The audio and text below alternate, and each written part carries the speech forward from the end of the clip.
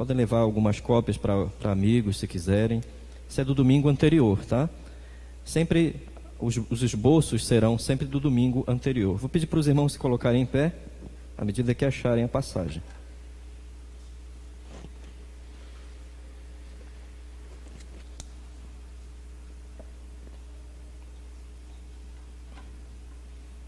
Segunda Epístola de Pedro,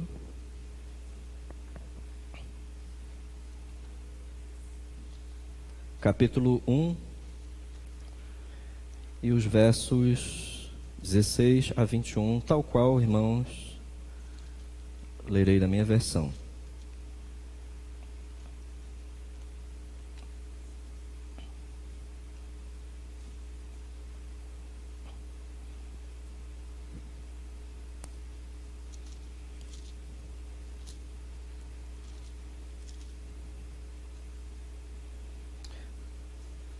Porque não vos demos a conhecer o poder e a vinda de nosso Senhor Jesus Cristo, seguindo fábulas engenhosamente inventadas, mas nós mesmos fomos testemunhas oculares da sua majestade. Pois ele recebeu da parte de Deus Pai honra e glória, quando pela glória excelsa lhe foi enviada a seguinte voz: Este é o meu Filho amado, em quem me comprazo. Ora, esta voz vinda do céu nós a ouvimos quando estávamos com ele no Monte Santo. Temos assim tanto mais confirmada a palavra profética, e fazeis bem em atendê-la, como a uma candeia que brilha em lugar tenebroso, até que o dia clareie e a estrela da alva nasça em vosso coração. Sabendo primeiramente isto, que nenhuma profecia da Escritura provém de particular elucidação, porque nunca, jamais, qualquer profecia foi dada por vontade humana. Entretanto, homens santos falaram da parte de Deus, movidos pelo Espírito Santo. Irmãos, vamos orar mais uma vez ao Senhor ainda.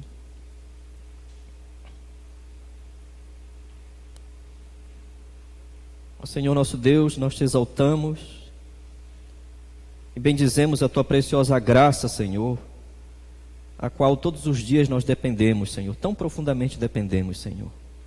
Todos dependem, Senhor, de ti. A tua palavra nos diz que a criação depende que o Senhor se volte para ela, Senhor. Ó Pai eterno, nós, segundo a tua obra graciosa, ó Pai, também dependemos de ti, Senhor, porque sabemos que nem só de pão viverá o homem, mas de toda a palavra que procede da boca de Deus, ó Pai. Que o Senhor vivifique os nossos corações pela sua palavra. Que o Senhor nos abençoe, Senhor, com um santo quebrantamento diante da verdade, Senhor. Abençoa que a luz da tua palavra reflita sobre nós de tal maneira, Senhor, que a tua palavra opere em nós aquilo para o que ela foi designada, Senhor, porque ela jamais voltará vazia.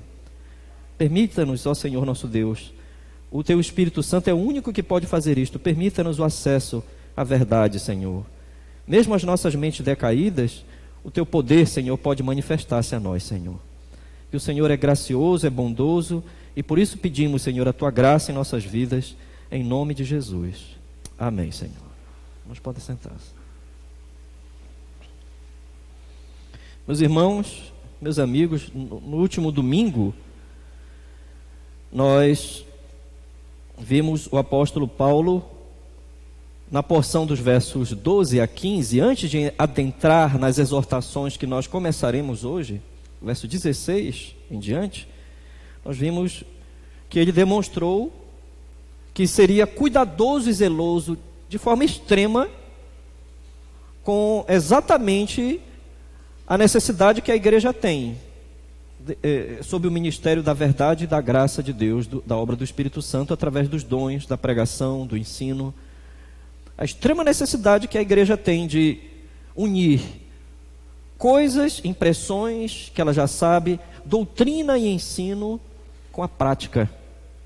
Então, nós vimos, meus irmãos, que Pedro estava muito preocupado que o poder da palavra também se mostrasse de forma na vida, vida transformada. que é o grande problema, né,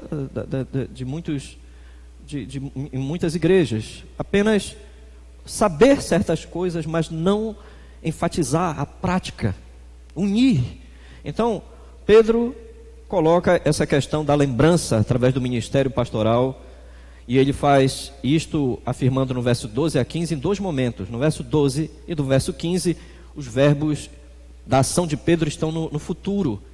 Pedro está dizendo, em outras palavras, que ele se esforçaria tanto, no verso 12 e no verso 15, que as lembranças do que aqueles crentes, ou de todos os crentes, deveriam ouvir, o chamado pastoral, o chamado apostólico para a prática da verdade, se daria através das suas cartas.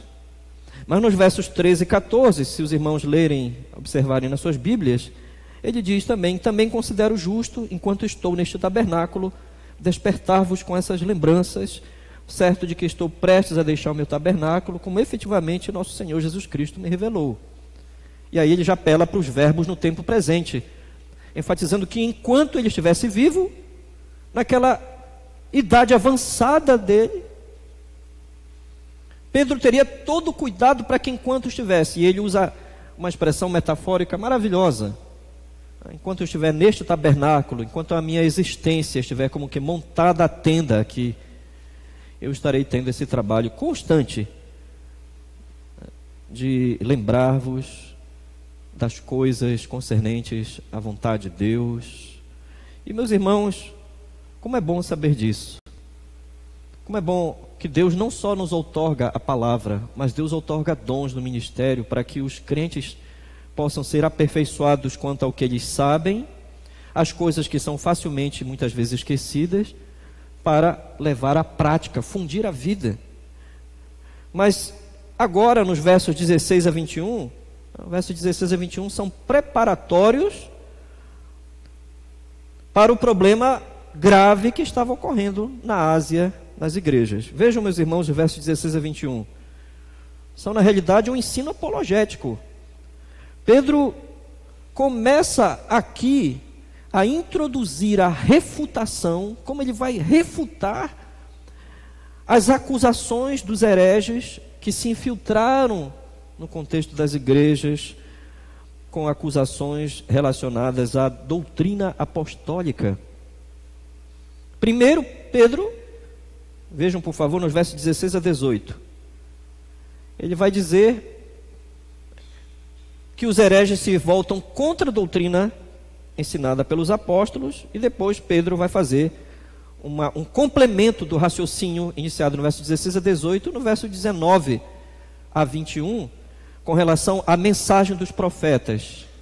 Eu quero que os irmãos entendam aqui que precisamente os falsos mestres estavam se revoltando contra um dogma específico ensinado pelos apóstolos, que era o dogma da volta de Cristo. E Pedro, quando começa a responder aqui, ele começa a responder exatamente nessa mesma direção, tá? Os falsos mestres partiam do princípio de que o ensino apostólico da volta de Cristo não era um ensino de Cristo, era um ensino que eles inventaram. Essa era a ideia dos falsos mestres na Ásia.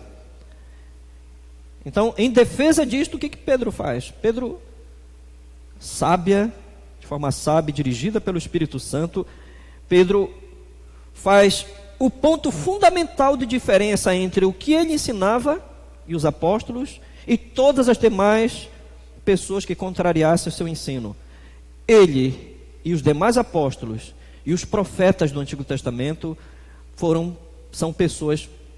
eram pessoas comissionadas autoritativamente pelo Espírito Santo para ensinar santas doutrinas, manifestá-las, revelá-las. O ponto central da crítica dos falsos mestres era a doutrina da parousia, a doutrina da volta de Cristo. Os irmãos estão vendo, vejam por favor no verso 16: porque não vos demos a conhecer o poder e a vinda, A vinda aqui, essa palavra se tornou técnica no âmbito teológico. Vinda aqui é parousia. Vinda tecnicamente é a chegada de um rei. É a chegada de alguém extremamente importante, que é preciso haver todo um preparo para aquela grande personalidade, como um imperador, como um rei, está chegando. Então, vinda é um nome aplicado, meus irmãos. Parousia, no grego, é uma palavra aplicada à segunda vinda de Cristo. Então, esse era precisamente o elemento conturbador ali na Ásia.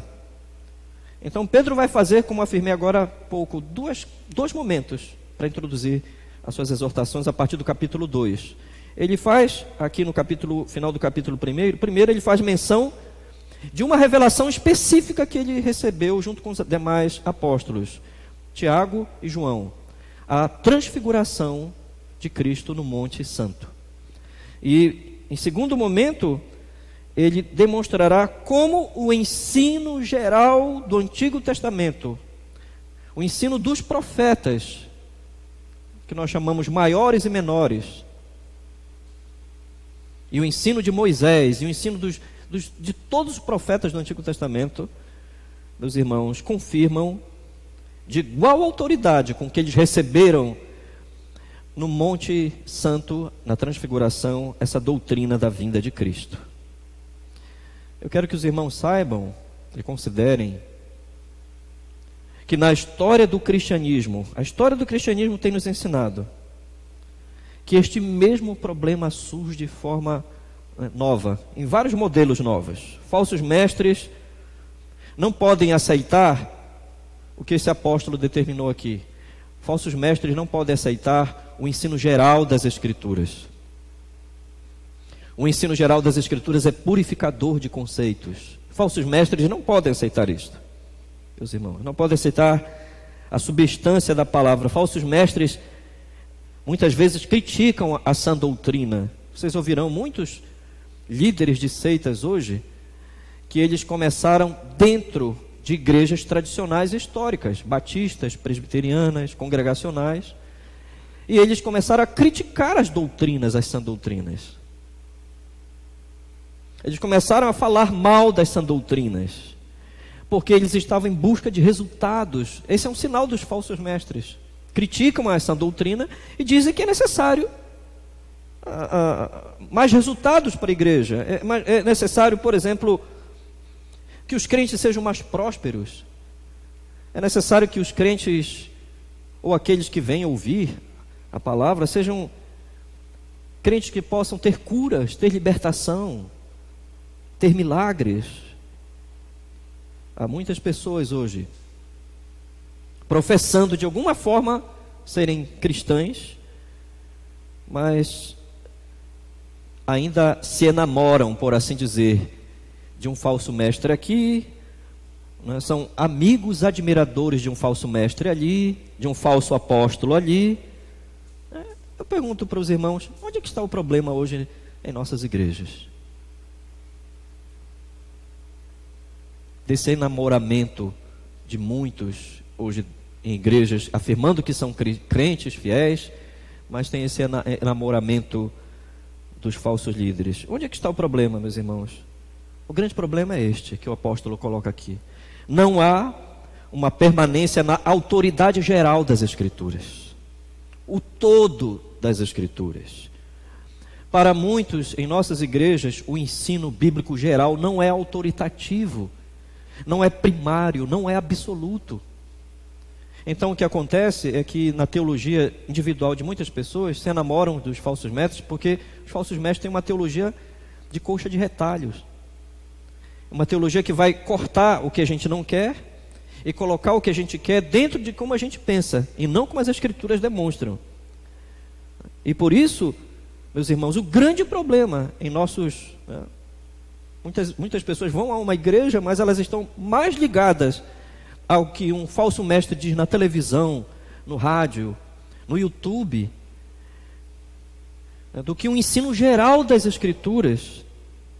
E é por isso que as Escrituras não podem atingir com todos os seus recursos a vida religiosa de muitas Pessoas. É por isso que se troca tão facilmente o que seja a verdade da doutrina por algo prático, algo útil, né? De interesse pessoal. Eu quero dar um exemplo histórico aqui nesta introdução, antes de entrarmos no texto. Isto me fez lembrar esta semana como foi que Lutero teve que enfrentar os movimentos radicais na Alemanha quando surge a Reforma. Os reformadores são chamados, guardem bem isso, irmãos, reformadores são chamados de reformadores magistrais, porque eles apelavam para o ensino clássico das Escrituras, da doutrina, do ensino, o resgate das sãs doutrinas. Mas existiam os reformadores também que não eram clássicos nem magistrais, que eram os falsos reformadores. Eram pessoas que queriam a reforma da Igreja Católica, mas ao mesmo tempo criaram grupos sectários como os anabatistas. 3 grupos de anabatistas, e um deles era extremamente radical. Haviam os profetas de Zwickau. Eles eram pessoas que acreditavam que era possível, que não era necessário o ensino, doutrina na vida da igreja, que era preciso a influência da luz interior do Espírito Santo naquela experiência da pessoa, e que não era preciso se basear tanto na Bíblia. Naquela época, muitos radicais diziam: tudo o que nós precisamos é sentir o Espírito de Deus. Nós não precisamos tanto do ensino da Bíblia, mas sentir o Espírito de Deus, a luz do Espírito no nosso interior. Mas glória a Deus, o grande reformador Lutero dizia exatamente o contrário, exatamente o oposto. Lutero dizia: é o nosso interior que necessita depender da pregação das Escrituras, a qual é exterior a nós e ao nosso coração decaído. Lutero dizia, é o extremo oposto. É o extremo oposto. A verdade da religião não está no que eu sinto, mesmo que eu diga que eu senti isso pelo Espírito Santo. A verdade da religião está em que eu creia na palavra como ela está sendo ministrada pelas Escrituras, corretamente, e que o Espírito Santo atestará isso na minha fé. E, meus irmãos, o Santo Espírito de Deus, em suas ações, se utiliza somente da palavra. Meus irmãos, mas esta terrível tendência a querer algo além das Escrituras trouxe muitos males para a reforma na época dos reformadores clássicos. Eu quero só terminar esse ponto lembrando o que aconteceu quando uma pequena cidade na Alemanha foi dominada por Thomas Müntzer. Thomas Müntzer, um desses profetas radicais, né, que acreditava na iluminação do Espírito Santo. Thomas Müntzer assumiu o controle de uma determinada cidade. Um historiador analisou como ficou a vida de alguém que dizia que tinha autoridade do Espírito Santo independente da palavra. Então esse historiador disse que essa cidade se tornou polígama, violenta e supostamente comunista, por causa da autoridade. Imaginem, meus irmãos, o grande, terrível mal que os novos apóstolos têm causado em nossos dias, dizendo que eles têm uma autoridade além das Escrituras. Há sempre algo além da palavra de Deus que faz cócegas em nossas fantasias, dizia Lutero. Há sempre algo além da palavra de Deus, que a palavra de Deus não ensina, mas que faz cócegas nas minhas fantasias. Então, meus irmãos, o problema da heresia e do falso ensino aqui na Ásia levantou uma questão: por que deveríamos nos preocupar com este ensino da segunda vinda de Cristo por meio dos apóstolos? Vamos à primeira parte do ensino de Pedro, irmãos, no verso 16 e 18, e depois eu vou introduzir a segunda parte, apenas introduzirei, porque eu não terminarei aqui até o verso 21, tá? Vamos aqui, vejam no verso 16 como começa a primeira parte da resposta de Pedro. É o comissionamento apostólico. Vejam como começa o verso 16. Porque não vos demos a conhecer. Pedro deixa implícito aqui o fato de que eles estavam recebendo críticas, né, e acusações dos falsos mestres com respeito ao ensino sobre a segunda vinda de Cristo. Então, o que as seitas fazem desde há muito tempo? Desde que quando surge a verdade doutrinária, as seitas tentam forçar-nos a olhar para a vida, para o mundo, e tão somente para isto, preocupar-nos tão somente com o tempo presente, desejar o tempo presente, amar o tempo presente, ter anseios determinantes das nossas vidas no tempo presente. Mas o preço é muito alto. É muito alto uma pessoa não pensar e não se preocupar com o fato de que Deus determinou que todos morrerão e que cabe ao homem apenas morrer uma vez e daí vem o juízo. É muito grave não pensar nisso. E o apóstolo aqui, meus irmãos, Pedro usará então um argumento primeiro histórico. Pedro afirmou que nem ele e nem os apóstolos que estavam com ele receberam um ensino que era uma invenção humana. Então Pedro diz: porque não vos demos a conhecer o poder e a vinda de nosso Senhor Jesus Cristo, seguindo fábulas engenhosamente inventadas. Pedro usa a palavra mythos em grego, que é a palavra nossa traduzida diretamente, mito. Engenhosamente, Pedro está dizendo: eu não estou usando um mito, uma fábula refinada, insidiosa. Eu não criei essa história da volta de Cristo. Mito é um termo no Novo Testamento que se torna pejorativo. O uso pejorativo é uma ilusão, uma coisa criada, irreal, em oposição a algo que é verdadeiro. Os irmãos, vejam como o cerne do falso ensino é não aceitar a verdade e se voltar para mitos. 2 Timóteo capítulo 4, versículo 7. Vejam por favor ali, irmãos.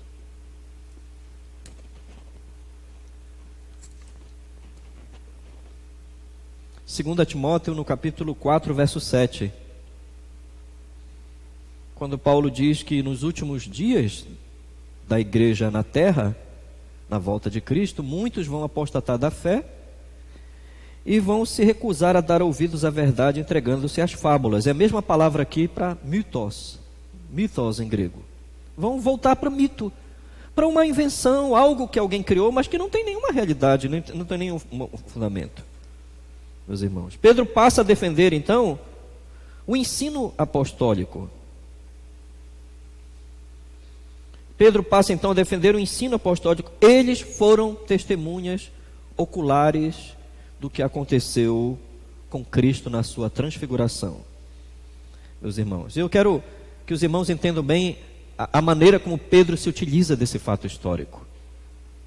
Vejam, por favor, os 3 evangelhos sinóticos, porque eles veem o mesmo assunto em vários ângulos diferentes, mas o mesmo assunto, o mesmo acontecimento, Mateus, Marcos e Lucas. O relato de Pedro se aproxima aqui mais da maneira como Mateus, capítulo 17, versos de 1 a 9, registraram. O que Pedro está dizendo da transfiguração aqui está muito mais próximo desse relato de Mateus. Nosso Senhor Jesus Cristo pegou o seu conhecido círculo íntimo, o apóstolo João, o apóstolo Tiago e o apóstolo Pedro, e os leva para um monte que até hoje a igreja nem teve preocupação de saber qual é esse monte. Desde o século II a igreja não tem preocupação, ela não questiona qual era o monte, se era o Hermon ou se não era. Mas o mais impressionante é o que aconteceu neste monte, e por isso ele foi chamado, e por causa do Salmo 2, de Monte Santo. Nosso Senhor Jesus Cristo vai para ali, e ao mesmo tempo que ele está orando com eles pensavam que era uma simples oração, momento de oração, como eles sempre faziam, como quando ele fez no Getsêmani com esses apóstolos. Mas ali, meus irmãos, o que acontece é que a sua veste se muda, ela fica branca, radiante. é alterada toda a sua estrutura física. Ele se torna como um raio de luz. Ele se torna tão glorioso e tão tremendo quanto a visão que João teve na ilha de Patmos, em Apocalipse capítulo 1. E ali aparecem Elias, os profetas Elias e o profeta Moisés, conversando com ele sobre a sua partida. E de repente uma nuvem dos céus os envolveu, uma nuvem brilhosa os envolveu.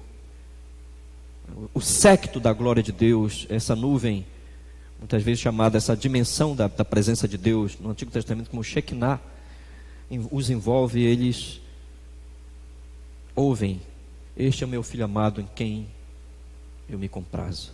A ele ouvi. E eles caem por terra depois que ouvem aquela voz e tudo desaparece. E eu quero que os irmãos entendam, vejam nas suas Bíblias, que em Mateus capítulo 17, verso de 1 a 9, é tremendamente importante entender o contexto em que essa experiência ocorreu. Esta experiência ocorreu depois da revelação de Deus Pai a Pedro, em Mateus capítulo 16, verso 16. Quando Pedro entendeu, por obra de Deus Pai, quem Jesus Cristo de fato era. Tu és o Cristo, o Filho do Deus vivo. Por que eu estou enfatizando o contexto? Porque o que aconteceu na transfiguração foi dentro de um contexto em que os apóstolos estavam com muita resistência a entender que Cristo deveria morrer. Ele falou sobre isto imediatamente após a revelação que Pedro recebera de Deus. E ficou mais difícil ainda para eles entenderem isso. Como é que pode que o verdadeiro Messias tenha que morrer? Na mente dos apóstolos isso não deveria ocorrer. E a manifestação divina na transfiguração tem esse duplo e glorioso aspecto doutrinário: mostrar quem Jesus Cristo é na sua vida pré-histórica, na sua realidade pré-existência, quem ele sempre foi, glorioso. A glória ali refletida, a glória de Deus, refletida agora no Filho do Homem. Todos o conheciam como o carpinteiro de Nazaré, um homem sem roupas bonitas, um homem extremamente simples, com as mãos extremamente grossas, possivelmente. É praticamente impossível um carpinteiro não ter as mãos grossas. Eu digo isso por experiência própria. Meu pai foi carpinteiro a vida toda, e as suas mãos eram extremamente grossas. Então era impossível que Cristo não fosse uma pessoa vista de forma tão comum. E ali a glória dele, eterna e divina, se manifestam por um momento. E essa glória está dizendo que ao mesmo tempo Deus estava falando aos apóstolos: a ele ouvi. O que ele estava falando sobre a sua entrega. Moisés e Elias, os profetas representantes do Antigo Testamento, estavam conversando, diz o texto, sobre a sua morte, a sua entrega na cruz. E aquela glória também reflete e ensina que um dia ele voltará, sim. Ele estava naquele momento sob a condição de um servo para fazer a vontade de Deus na nossa redenção, mas que um dia ele voltaria como ele é, exatamente como ele é, glorioso. E quando Pedro diz: não vos demos a conhecer o poder e a vinda de nosso Senhor Jesus Cristo seguindo fábulas engenhosamente inventadas, ele está dizendo, vejam a expressão por favor nas suas Bíblias, que o poder e a vinda, aqui é logicamente uma endíades, é uma forma de linguagem metafórica em que as duas coisas estão refletindo apenas uma só. Poder e a vinda é de que ele virá de forma gloriosa, ele voltará de forma gloriosa, tal qual eles puderam ter ali, naquele momento da transfiguração, uma apreensão impressionante. Aquela grandiosa transformação. Mas se os irmãos quiserem entender o argumento de Pedro, vamos para um pouco mais profundo aqui. É ainda mais incisivo o argumento de Pedro. Vejam por favor, ele usa uma palavra aqui que não é comum no Novo Testamento grego. Ao invés de ele dizer, nós fomos testemunhas, né? Nós fomos testemunhas usando a palavra martures, ou mártires, que é o significado da palavra testemunha no Novo Testamento grego, que é comum. Quando nós vamos lá para o livro de Atos, Jesus diz, vós sereis minhas testemunhas, tanto em Jerusalém, quanto na Judéia, enfim. É martures, é a palavra comum. Aqui não, Pedro utiliza epoptai. Pedro utiliza a palavra para testemunha, que era uma palavra das religiões de mistério, era uma palavra das designações próprias dos falsos mestres, das falsas religiões. Talvez os irmãos perguntem, por que Pedro utilizou essa palavra? A palavra que Pedro utiliza aqui é interessante. Pedro não estava dando o mesmo sentido que as religiões de mistério. Para as religiões de mistério, testemunha era uma pessoa introduzida aos mistérios de uma revelação que poucos têm. Pedro não está dizendo o mesmo nesse sentido. Pedro usa a palavra para ironizar. Ele está ironizando os falsos mestres. Pedro está dizendo, na realidade, nós sim temos o conhecimento da doutrina verdadeira. Nós sim temos esse conhecimento. Nós sim fomos separados. Eu, Tiago e João. E eu pergunto aos irmãos agora, qual é o significado desse testemunho? Por que é tão importante, diferenciador, o testemunho da transfiguração de Cristo, esse testemunho por meio dos apóstolos? Meus irmãos, é uma grande prova da autoridade desses servos separados por Deus. Servos separados por Deus para instruir a igreja, edificar a igreja, fortalecer a igreja de Cristo. E observem que Pedro, meus irmãos, faz a descrição disso nos versos 17 e 18. Ele foi uma testemunha ocular e foi uma testemunha auditiva. Quando Pedro diz que eles receberam e eles não inventaram, ele está ao mesmo tempo, meus irmãos, dizendo que a igreja foi dado um tal conhecimento, e ela deve ser instruída por esse conhecimento, até que Cristo retorne à terra, porque ele já demonstrou para os apóstolos algo dessa glória de como ele voltará.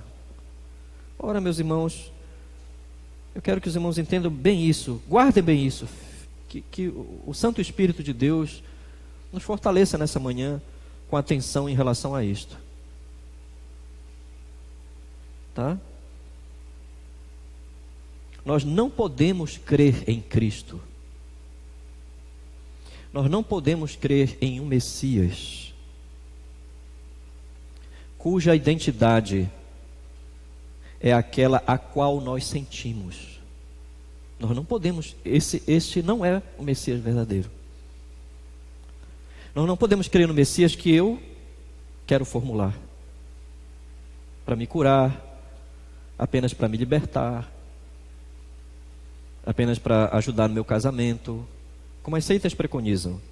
Nós temos que recebê-lo como ele é, e a única maneira que Deus determinou para que alguém receba Cristo como ele é, a beleza de Cristo, a glória de Cristo,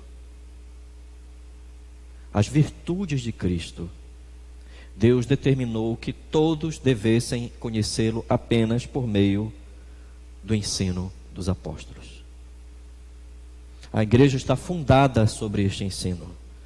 Quando o apóstolo Pedro diz, uma voz enviada da suprema glória, uma voz enviada da suprema glória, Pedro está lembrando que essa experiência foi tão fundamental que eles experimentaram a própria glória de Deus e eles ouviram a própria voz divina falando àqueles apóstolos sobre a identidade de Jesus e sobre o que ele viria a fazer e qual o mistério da sua presença entre nós. Ele estava aqui por causa da sua missão. Ele estava aqui e a sua glória no momento teve que ser, meus irmãos, impedida de ser mostrada, de ser dimensionada. Seu esplendor teve que se ocultar na encarnação.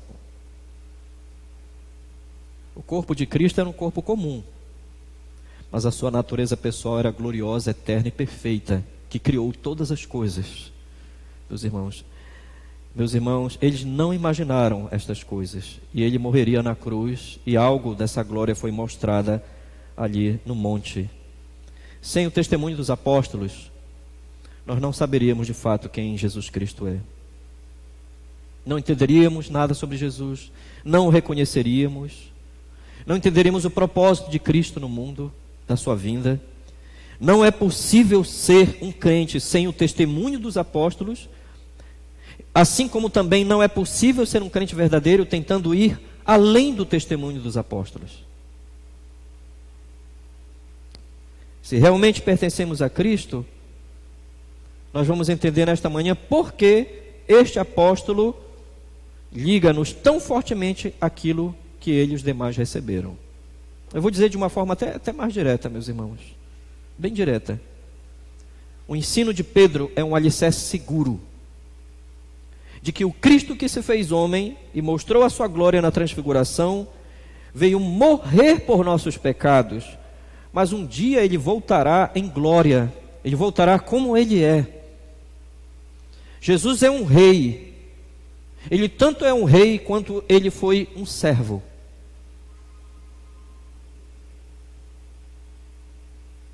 E vejam que ele diz: nós o vimos no Monte Santo. Os irmãos têm aqui uma alusão ao fato de que neste monte Jesus Cristo foi demonstrada a sua entronização como Rei e Senhor por toda a eternidade. Eles tiveram a oportunidade de contemplar isto. Esse é um ensino do Salmo 2, verso 6. Os irmãos podem olhar nas suas Bíblias. Aquele a quem Deus declarou ser Rei e Senhor será entronizado. Mas agora vai um fato extraordinário. Apenas os que são salvos é que crerão nesse Cristo desta forma, segundo o testemunho dos apóstolos. Aqueles que estão vivendo pela fé no Filho de Deus, estão vivendo pela fé no testemunho dos apóstolos.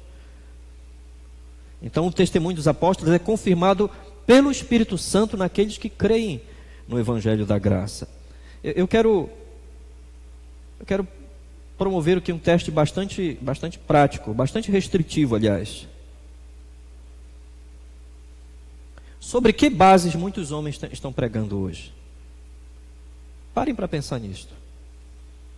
Sobre que bases muitos estão vivendo hoje como crentes? Sobre que bases? Que critérios nós podemos dizer que marca, Isaac, uma igreja é de fato uma igreja cristã? Que critérios nós temos para dizer aquele pregador realmente é um pregador vindo de Deus? Que critérios nós temos para dizer que determinado ensino é um ensino vindo do Senhor? Eu vou mais além. Vocês não ouvem este apóstolo, Pedro, dizer: creiam em mim. Eu era quem? Eu era um pescador pobre, trabalhador, pecador, extremamente pecaminoso. Fui feito cristão e senti tantas coisas perto de Jesus. Eu quero compartilhar com vocês o que foi que eu senti. Eu duvido que algum irmão aqui possa de fato provar que o texto está dizendo isso. Ele sequer diz aqui no texto como ele se sentia. Ele sequer diz isso. Agora ele diz: eu vi, eu ouvi. Há critérios objetivos para a nossa fé. Eu ouvi o próprio Deus exaltando o seu Filho naquele Monte Santo. Este é o meu Filho amado, em quem me agrado. No grego original, ainda é mais enfático. Este é o meu Filho amado, este é o meu Filho, o amado, em quem me agrado. A pessoa, o único e verdadeiro, aquele que é único e verdadeiro. Se tirarmos hoje o que muitas pessoas dizem sentir no campo da religião, E eu espero que não haja pessoas assim aqui, mas se tirarmos o que muitas pessoas, se tirarmos o sentir, eu sinto isto, eu senti aquilo, se tirarmos o sentir do campo da religião, quantos versículos bíblicos restam na vida dessas pessoas? De doutrinas básicas.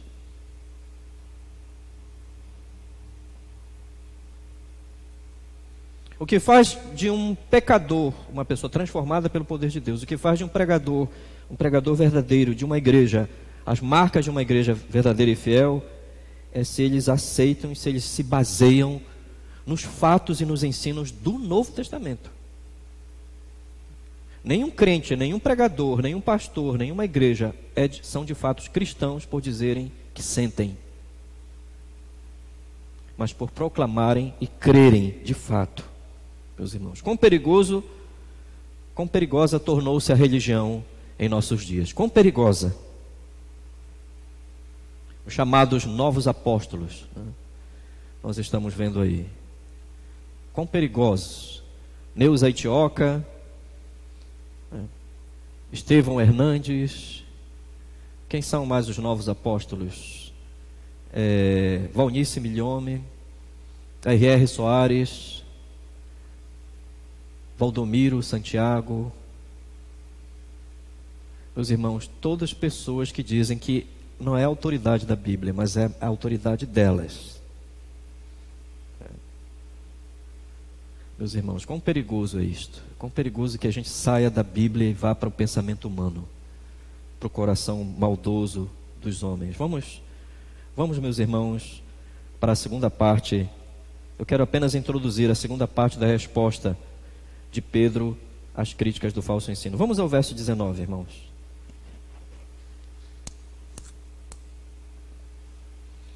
Pedro adentra um novo argumento aqui. Aliás, Pedro completa o argumento que ele está colocando, da resposta aos falsos mestres. Ele não fala só sobre a vinda de Cristo na autoridade que ele tem como apóstolo. Ele vai falar sobre a vinda de Cristo na autoridade que o ensino geral dos profetas do Antigo Testamento lhe mostram. Veja o que ele diz nos versos 17 e 18. Verso 19. Temos assim tanto mais confirmada a palavra profética, e fazeis bem em atendê-la, como a uma candeia que brilha em lugar tenebroso, até que o dia clareie e a estrela da alva nasça em vosso coração. Meus irmãos, antes de qualquer coisa aqui, nós temos de responder uma questão muito séria do texto.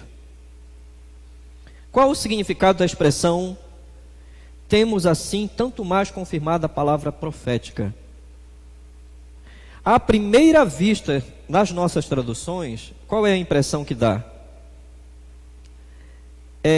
Nas nossas traduções, a primeira ideia que nós temos é de que o testemunho dos apóstolos, nos versos 16 a 18, é um testemunho, meus irmãos, inferior ao testemunho dos profetas. Que o testemunho dos profetas parecia ser um testemunho mais certo. Temos assim tanto mais confirmada a palavra profética. No entanto, ou como alguns fazem, quem é que está confirmando quem? Pedro está dizendo que o ensino apostólico confirma as profecias do Antigo Testamento, ou as profecias do Antigo Testamento confirmam o testemunho de Pedro? Meus irmãos, não são essas as ideias do texto. Eu vou apelar aqui para a gramática grega. Pedro está usando, na realidade, uma palavra que ele já usou no verso 10. Vejam, por favor, lá no verso 10, quando ele diz: por isso, irmãos, procurai com diligência, cada vez maior, confirmar. É a mesma palavra confirmar, a mesma raiz da palavra bebaios, confiável, firme, tornar algo seguro. Pedro está usando a mesma palavra, só que aqui ele está usando enquanto um adjetivo comparativo. E adjetivos comparativos em grego aqui, nessa forma como está relacionando o testemunho dos apóstolos, o testemunho dos profetas, o adjetivo comparativo aqui funciona de outra forma. Pedro está na realidade dizendo que o conhecimento dos profetas é tão seguro e tão válido quanto o próprio conhecimento que os apóstolos tiveram de Cristo de forma direta na experiência no monte, como por exemplo sobre a sua segunda vinda.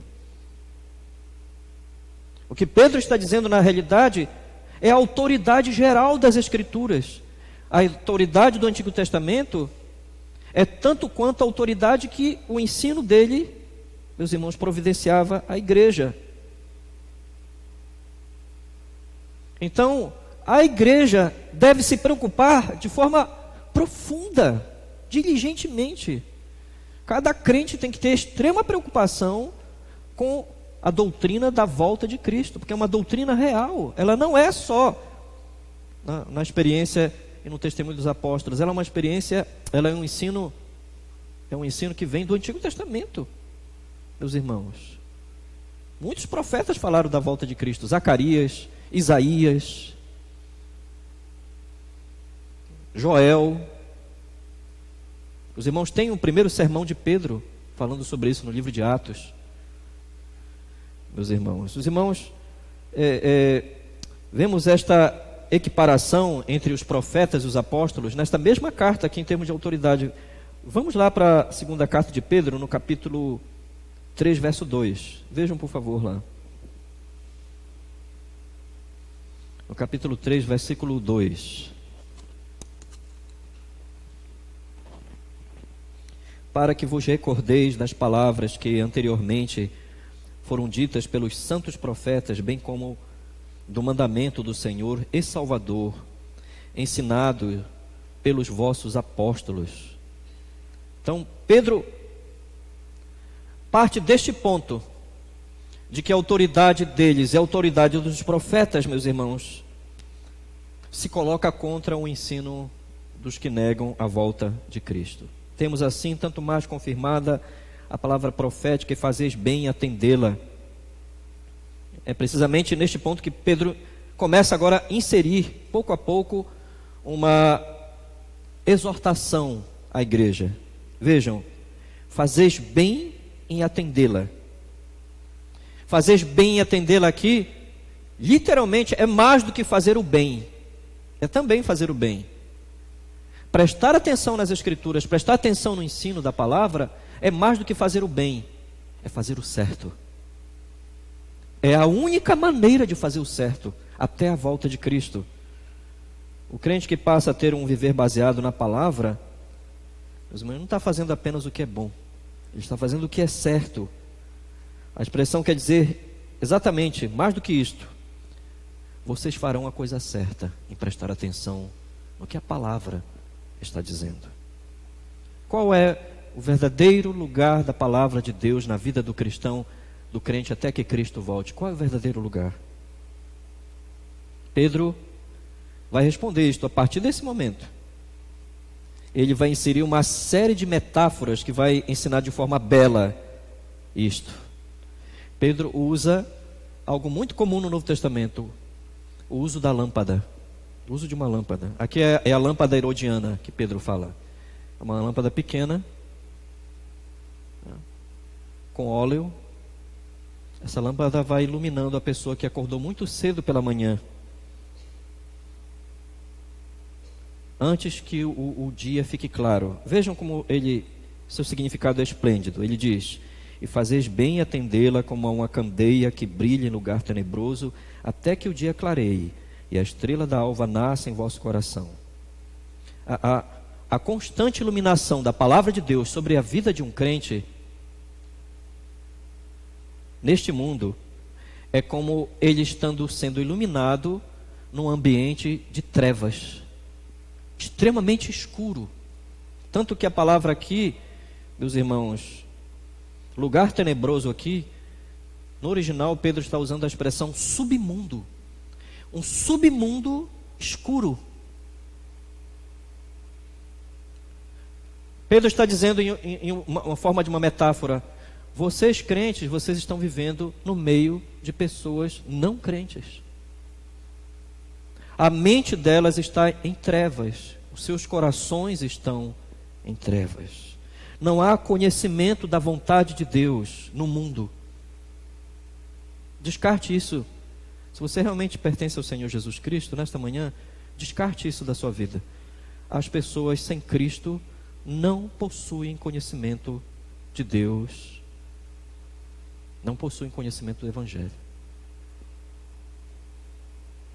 Jamais nós poderíamos ter outra verdadeira compreensão do Evangelho se o próprio Espírito de Deus não trouxesse o Evangelho a nós e manifestasse a nós. Meus irmãos, não há conhecimento nas estruturas desse mundo. Nas estruturas mais básicas não há conhecimento de Deus.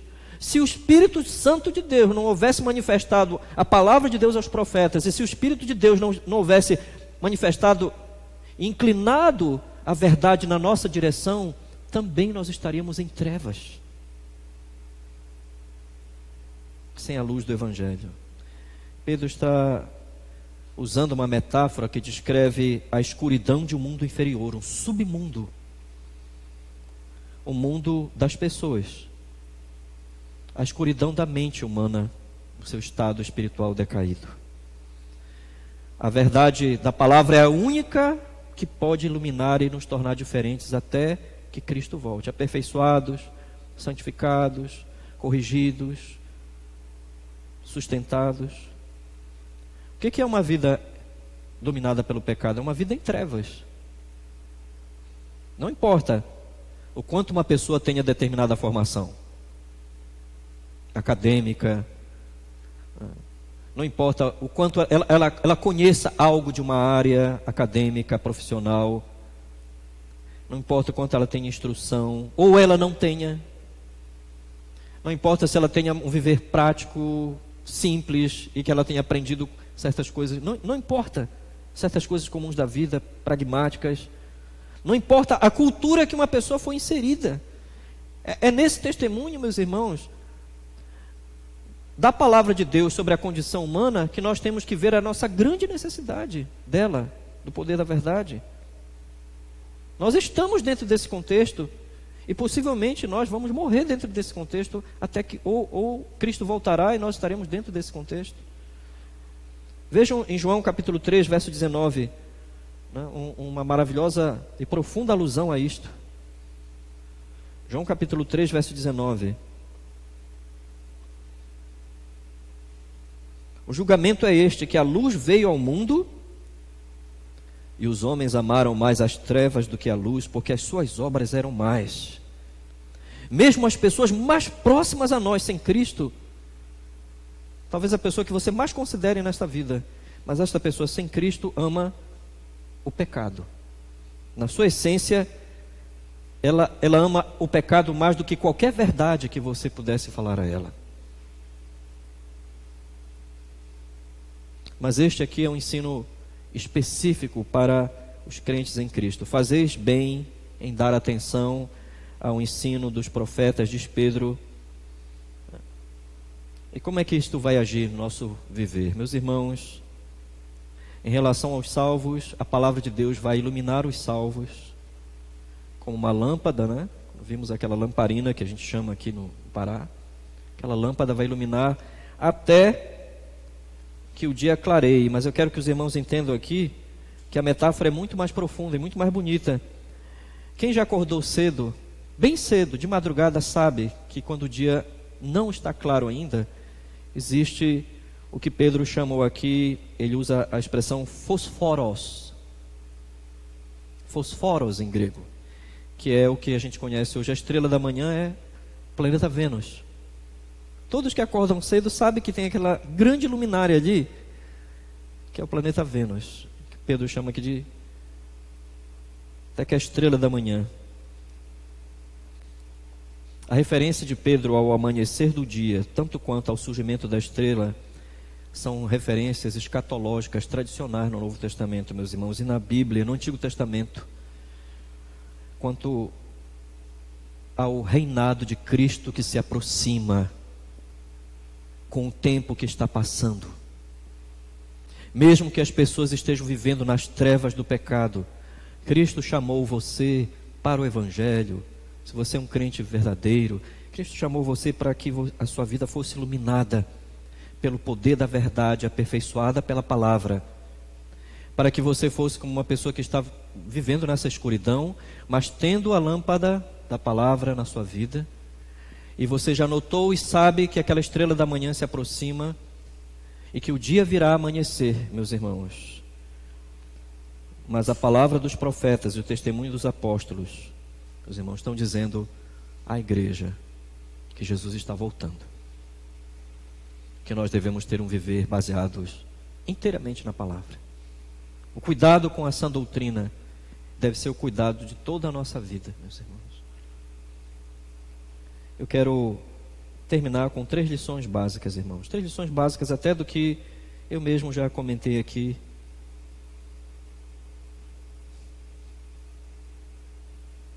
A primeira lição, irmãos. O critério absoluto, tanto da igreja quanto da pregação, é a autoridade tão somente das Escrituras. Vamos para esta primeira lição.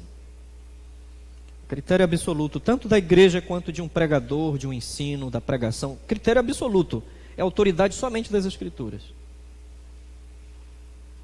Julguem um conhecimento transmitido por quem quer que seja, se aquilo tem validade de acordo com a totalidade do ensino das Escrituras, meus irmãos.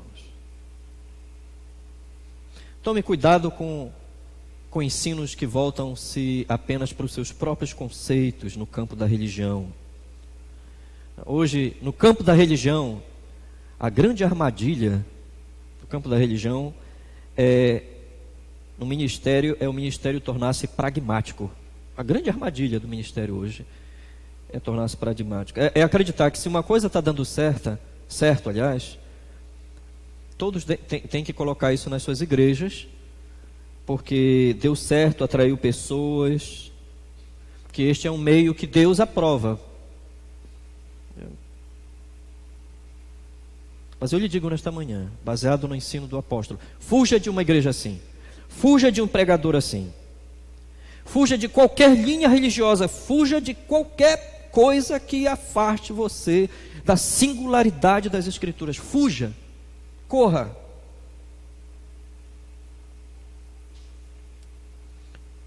Um crítico do cristianismo norte-americano, chamado Gary Wills, fez uma referência fantástica, meus irmãos, à religiosidade que está dando certo em muitos contextos. Ele disse: a religião hoje, do faça por si mesmo, sempre prefere chamar um pastor que invente por si próprio. A religião hoje do faça por você mesmo, abandone as Escrituras, faça por você mesmo, crie uma igreja.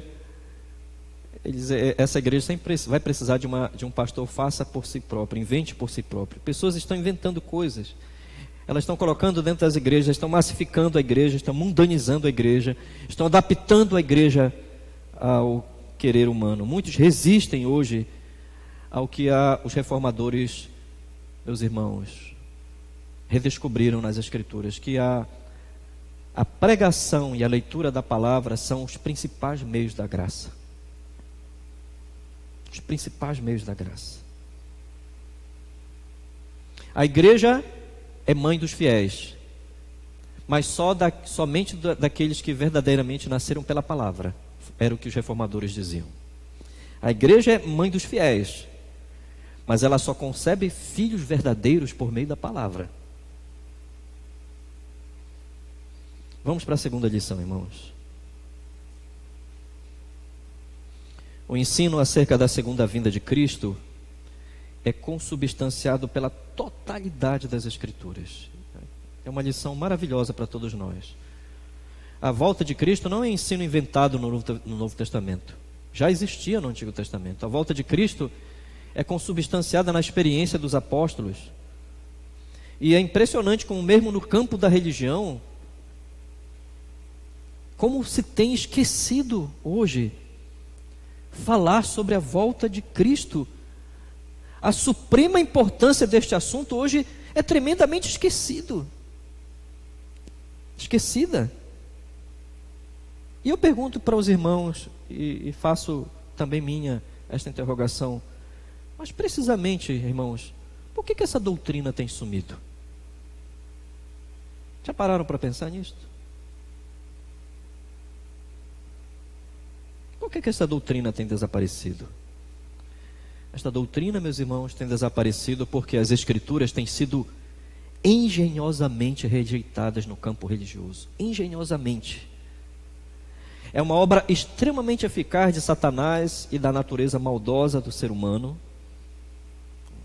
esconder a grandeza das Escrituras. É possível que uma pessoa passe anos a fio dentro de uma igreja, um grupo religioso, e realmente nunca se dê conta das grandes doutrinas, da leitura completa da palavra de Deus, do ensino.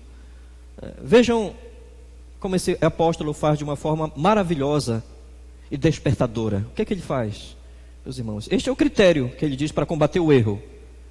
Se nós quisermos aprender o critério para combater o erro no campo do ensino religioso, vejam como este apóstolo nos instrui. O ensino sobre algo deve abranger a totalidade da palavra, e não apenas uma parte, mas a totalidade. A totalidade do assunto que aponta para Cristo nas Escrituras. Há muitos hoje que apontam para Cristo, mas um Cristo que a Bíblia não aponta. Há muitos hoje que estão ensinando um Cristo que a Bíblia não ensina. É um Cristo sem doutrina do Antigo Testamento, é um Cristo sem doutrina do Novo Testamento.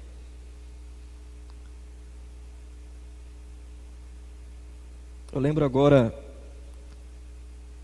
do livro retumbante, de C.S. Lewis, Cartas do Diabo a um Jovem Aprendiz. Leiam depois, quando puderem, esse livro, irmãos. Guardem, comprem-no. Cartas do Diabo a um Jovem Aprendiz. O diabo instrui nesse livro o seu cúmplice, o jovem Cupim. O diabo diz: nós temos que manter a igreja distraída, Cupim. Então a minha técnica para manter a igreja distraída é: não deixe que eles percebam um Cristo como alguém que é o redentor da ira de Deus. Não deixem que eles percebam isso. Os estimule a não pensar em Cristo de acordo com a totalidade das Escrituras. Faça com que eles pensem em Cristo como um Cristo que precisa de algo mais. Ele não é tão essencial. Então nós temos que colocá-lo no âmbito da política, no âmbito da filosofia, no âmbito da cultura, no âmbito das obras. Coloque um Cristo, pense em algo que torne o cristianismo útil, mas não um cristianismo que pregue as sãs doutrinas. Que terrível sabedoria do diabo, Nessa imaginação fértil literária de C.S. Lewis, tem muito a nos ensinar. Vamos para a terceira e última lição, irmãos. Como viver até que Cristo volte? Um viver que busque basear-se inteiramente em todo o conselho da palavra de Deus. Esta é uma das mais extraordinárias lições disto aqui. Viva até que Cristo volte, baseado tão somente na palavra do Senhor. Toda a palavra do Senhor. As trevas, lembre-se, as trevas estão na mente. As trevas estão no coração, na cultura, nas perspectivas, nas modas, nas leis, nos princípios, nas regras, nas famílias, nos contextos. A única maneira de uma pessoa, mesmo que afirme ser crente, a única maneira de ela se distinguir desse mundo em trevas é seguramente acreditar não em algo subjetivo. Até o seu vizinho que dizia que não era crente, agora ele diz que é crente, mas não nas Escrituras. Ele diz que é crente em algo que ele sentiu. A única maneira de se distinguir de um mundo em trevas, meus irmãos, é submissão à totalidade da palavra. A vida deste mundo é a vida em trevas, mesmo nas melhores coisas. As pessoas mais felizes que vocês veem neste mundo são pessoas em trevas, quanto à vontade do seu Criador, ao destino que elas terão, a vinda de Cristo, a ira de Deus. O ensino de Pedro demonstra que quão inconfundíveis são os ensinos bíblicos, quão grandiosa é a palavra de Deus para nos instruir. Se a verdade reinar em nós, irmãos, meus irmãos e meus amigos, se a verdade da palavra de Deus reinar em nós, e a cada dia ela estiver operando em nós, é sinal de que nós já estamos nos preparando para o futuro. É sinal de que nós já estamos nos encaminhando sabiamente para o julgamento daquele grande dia. Eu digo para os irmãos que se entendermos algo desta manhã, se realmente você ouviu o chamado do Espírito de Deus por este ensino deste apóstolo, você não sairá daqui sem um sincero desejo de tomar mais tempo com a sua Bíblia. Não sairá daqui sem tomar mais tempo. Se você está se tornando um crente com relaxamento em relação às Escrituras, você não vai conseguir pensar biblicamente sobre a vida. Você vai estar sendo estimulado a pensar como um mundo em trevas, mesmo que não pertença mais a ele. Se você entendeu algo do que foi ministrado nesta manhã, pedirá perdão a Deus e dirá: Senhor, eu preciso ler, estudar a palavra, preciso ser cuidadoso, Senhor, com a escola dominical, precisarei ser cuidadoso, Senhor, com as pregações na igreja, porque o meu tempo de vida também já está passando e a palavra de Deus está sendo ministrada a mim. Irmãos, vamos ficar em pé. Abra a sua Bíblia no Salmo 119, versículo 105.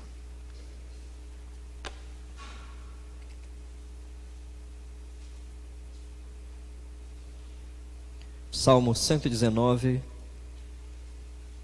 verso 105. Antes de nós orarmos,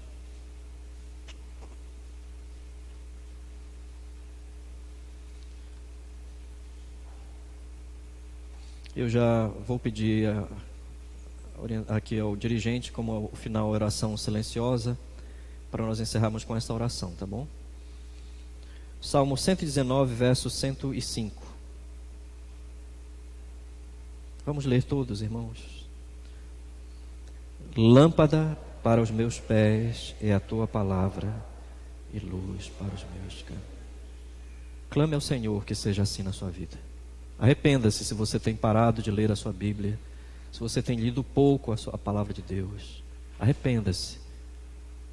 Volte-se para o ensino, volte-se para a doutrina enquanto há tempo, para o fortalecimento. Vamos orar ao Senhor.